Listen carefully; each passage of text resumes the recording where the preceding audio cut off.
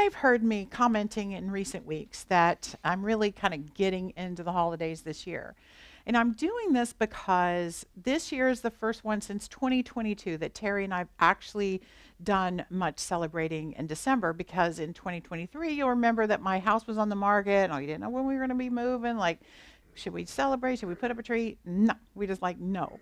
And then last year we were in Australia and New Zealand, got back right before Christmas. Then I had surgery and it's like, like not really a holiday. So this year, watch out, folks, watch out. So, yeah, so I decided back in November, like, I'm doing it all. I'm doing it all, which means that the tree is up and the music is playing all the time. The cookies are baked out there, and we're enjoying holiday shows in our area. We even joined my choral group yesterday morning and caroled at the farmer's market. How fun was that?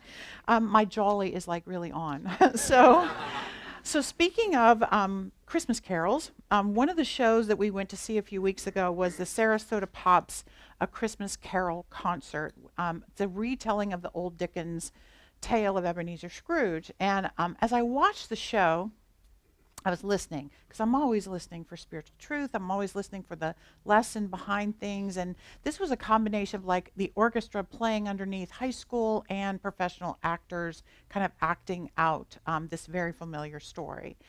And I became aware for the first time that Dickens was portraying the age-old tale of spiritual awakening. And there was so much for me to digest that I decided right then and there, sitting in that very uncomfortable theater seat, that I was going to bring this as my holiday lesson this year, because every year I try to take a story on this particular Sunday, whether it's the story of Hanukkah, which we kind of dove into one year, or the Bible Christmas, the traditional Christmas story, or some other classic piece of the season of holy days. And I try to give you a twist on it to take a fresh look at it and find something new for us to kind of digest and chew on this holiday season. And I'll tell you that stories that stick around for ages, they do so because they have deeper messages that are spiritual for us. And this year, it is Dickens and A Christmas Carol. So for some context and some background of this short story that most of us are very familiar with, maybe we're even weary of hearing it because it's so familiar, but Charles Dickens wrote and published this novella in London in 1843. And I researched it a little, and it was written during a time when the British were kind of re-evaluating Christmas and how they celebrated, what did they do. They were talking about singing carols and writing cards and putting up Christmas trees, and it was so popular, this little piece of writing he did, that it sold out immediately. And by the following year, it had been republished 13 times, reprinted 13 times. And 6 years after publishing it, Dickens himself started doing public readings of it over the years, and he did that all the way up until his death in 1870. So it has always been in print, and there are lots of different adaptations of this story in movies and plays and operas and even cartoons. There's always a way to look at it, and everyone is sure to find a version that's appealing to them. So I'll also point out that this particular story had major impact on how we celebrate Christmas, as it inspired many aspects of the holiday that we would find very familiar. So family dinners and special holiday food and beverages and charitable giving, overall festivities of communities and street caroling, all of that was just came right out of A Christmas Carol story. It was very, very impactful. So now that you kind of know a little bit about the background of our tale, I want to share what I gleaned from my most recent experience of it that feels very relevant to our spiritual journey that we are on. Because as we've been talking about all year long, guess where the road of life leads us every year? To this, the holiday season, right? That road, here we wind through the year, and here we are, right here again, right? And whether you celebrate Christmas or Hanukkah or the solstice or Kwanzaa or whatever kind of celebrating you do, this season of light keeps showing up year after year. And just as I described at the beginning of my lesson, every year the holidays look a little bit different, don't they?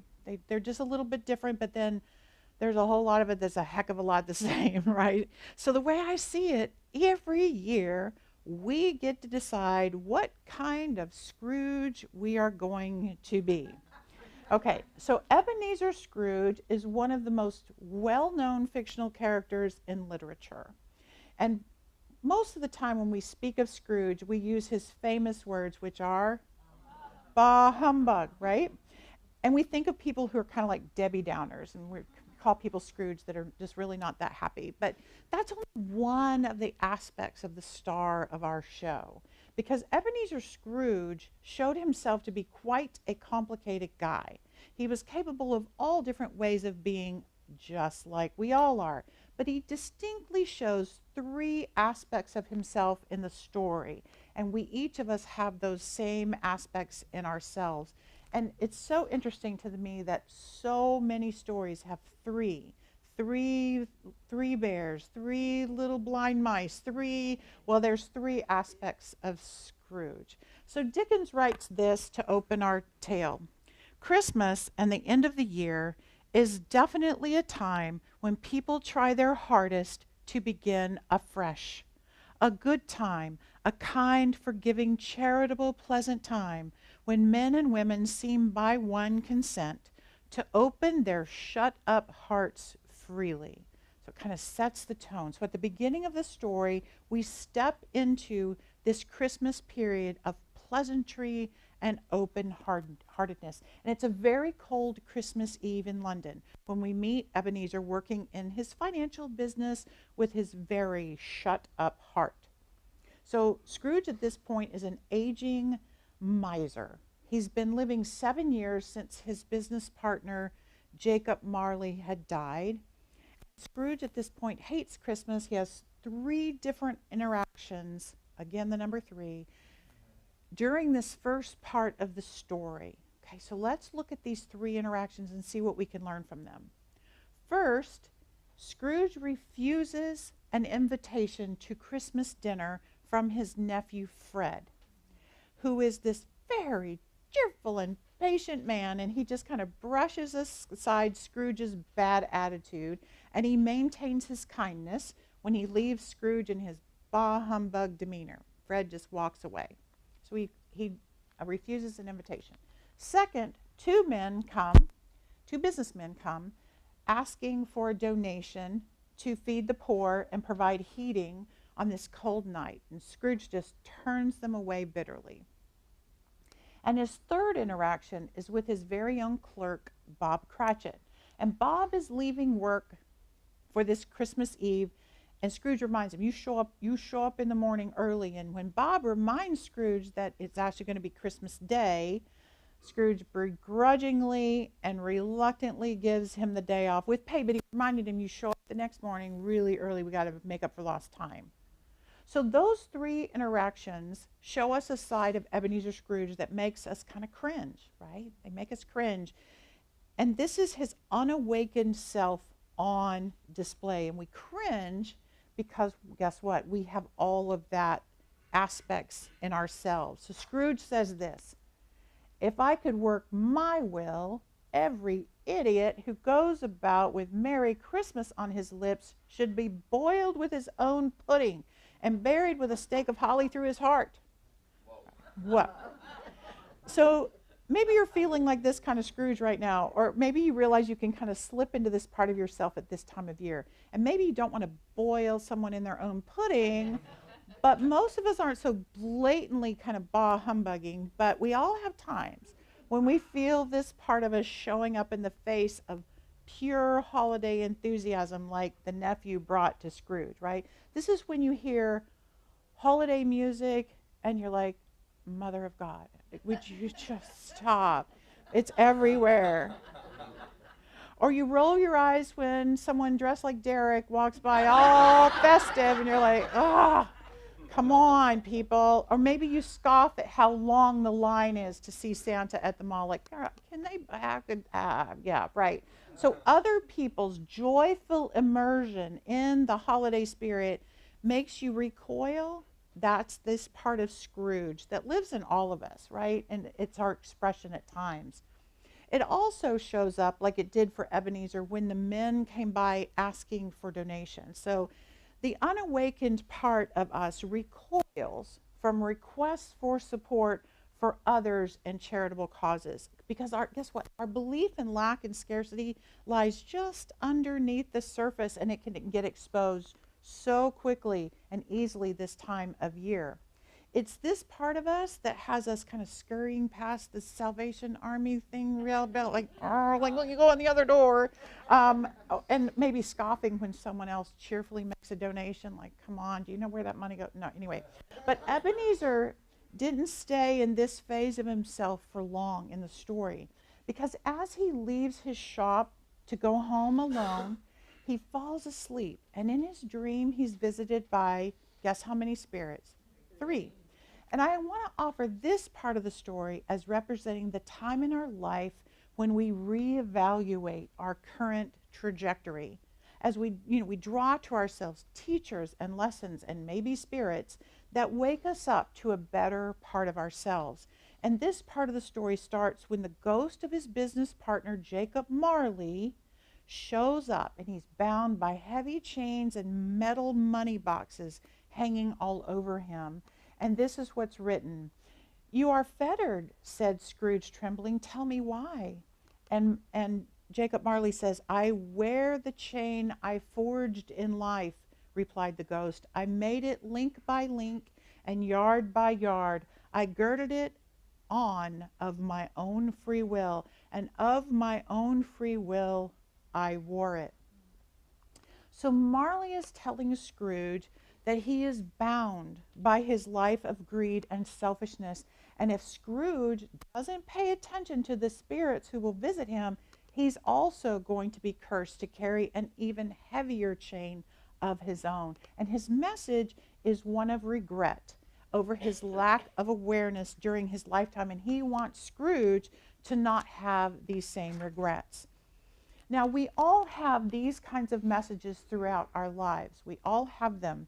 They often come from people older than we are, and they sound something like this. "Hold your child while you can. Soon enough, they're going to be too big to hold." Or, "Enjoy those college days of freedom, because someday you're going to have to pay bills and you're not going to be able to have all this fun."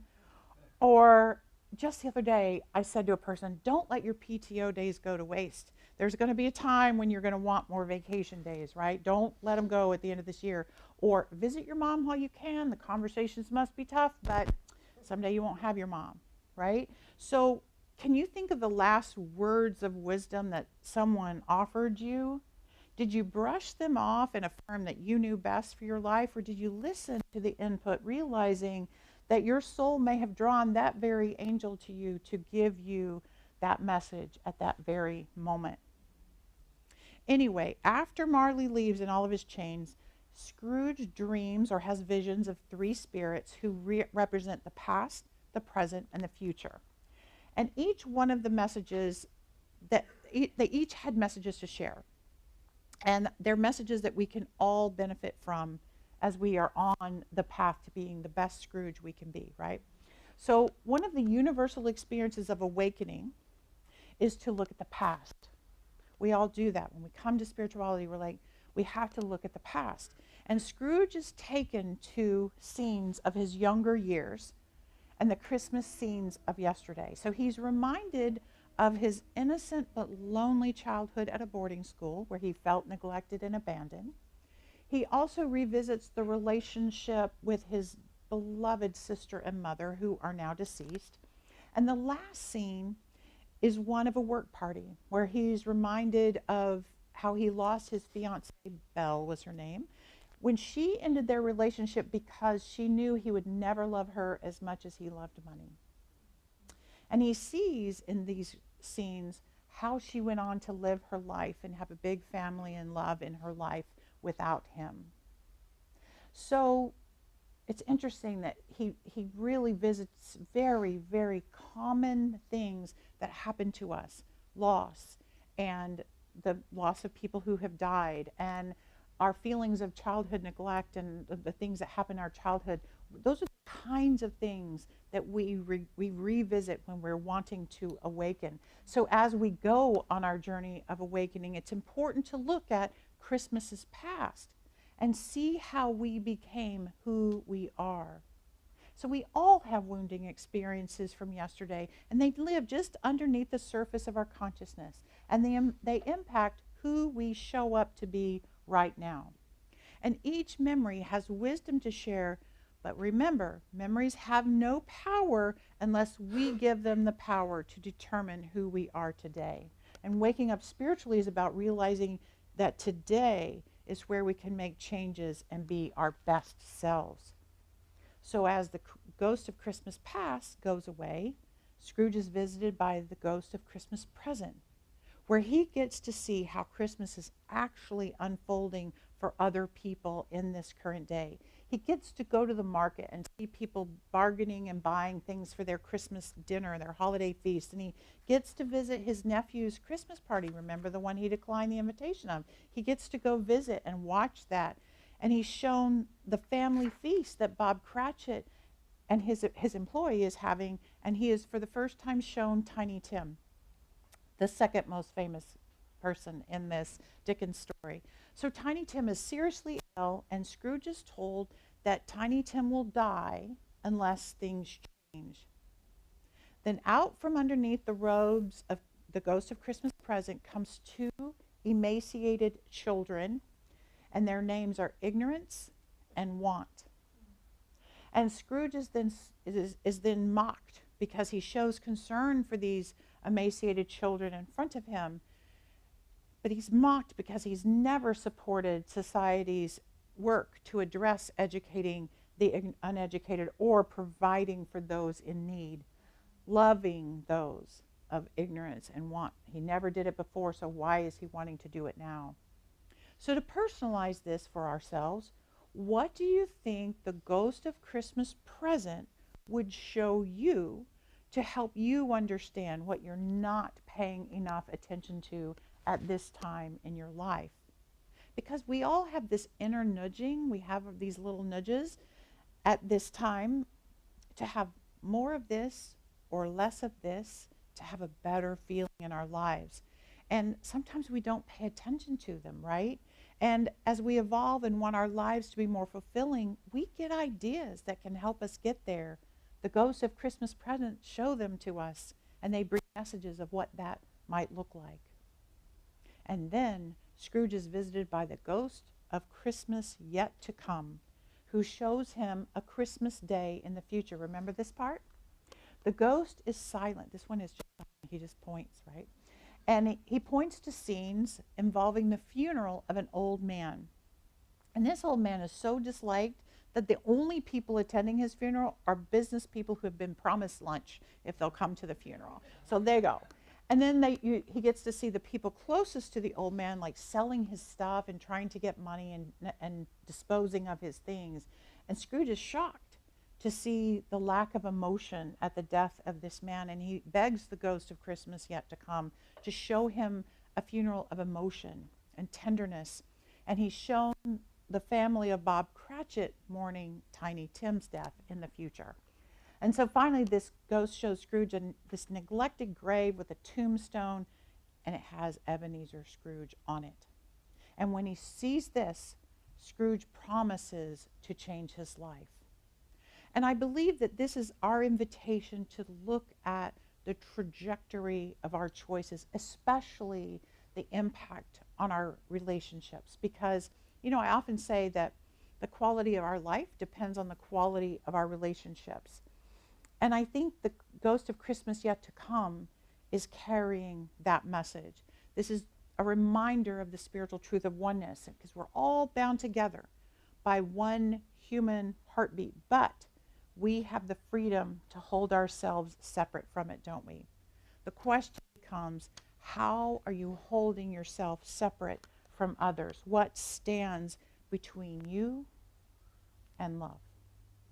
And will the Christmas in the future be different from the one that's happening this week? Yes, the Christmas of the future will, but you get to determine how it will be different. Either fear and separation will grow, or love and connection will grow based on who you show up to be. That is the message that all the ghosts of Christmas bring to all of us. So, Scrooge, heeded the messages, because right after the ghosts are done, we meet a very different Ebenezer Scrooge, a better Ebenezer Scrooge. Because when he wakes up, he doesn't know how long he's been asleep, right? So he's looking around going, what day is it? He goes outside, what day is today? What day is today? And he's delighted to find out that he has not missed Christmas Day, and immediately decides to do this Christmas better. Here is what Charles Dickens wrote. I don't know what to do, cried Scrooge, laughing and crying in the same breath. I'm as light as a feather. I'm as happy as an angel. I'm as merry as a schoolboy. I am as giddy as a drunken man.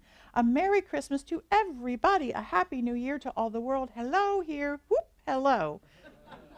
Didn't write it. That's what he said.